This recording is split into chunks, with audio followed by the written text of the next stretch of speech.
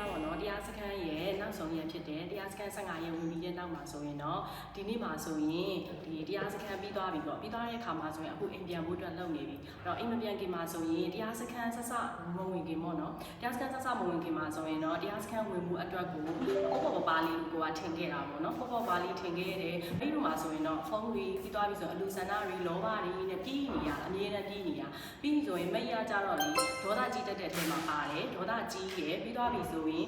တခုခုကိုဆိုရင်အားလို့အားမရဖြစ်တတ်တယ်တယောက်ယောက်ကိုစိတ်တိုင်းမကြတာမျိုးလေးဖြစ်တတ်တယ်ပေါ့နော်ကိုမကိုပဲကိုစိတ်တိုင်းကြတယ်အဲ့လိုမျိုးလေးဖြစ်တတ်တယ်ဒါပေမဲ့တရားစခန်းထိုင်ပြီးရပထမရက်မှာတင်ဘာတွေသိလိုက်ရလဲဆိုရင်ပထမရက်မှာကြတော့တရားစခန်းမှာဝင်လိုက်ပြီဆိုတာနဲ့တင်ကိုကအိမ်ကိုပြန်ပြေးချင်တဲ့စိတ်တွေပေါက်တယ်ပြီးရင်တရားထိုင်နေရင်းနဲ့ပဲ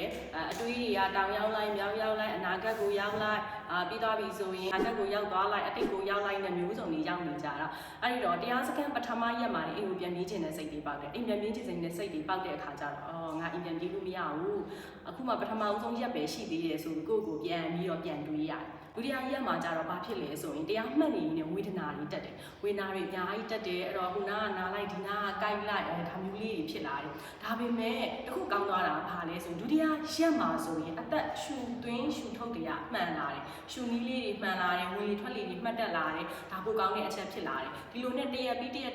ဖြစ်လာတဲ့အခါမှာဆိုရင်နောက်ဆုံးဘာလို့သွားတွေ့လဲဆိုကိုပြန်မြင်လာတယ်တရားထိုင်တဲ့အခါမှာဆိုစိတ်တွေမြင်လာတယ်ကိုပြန်ပြီးတော့မြင်လာတယ်ကိုက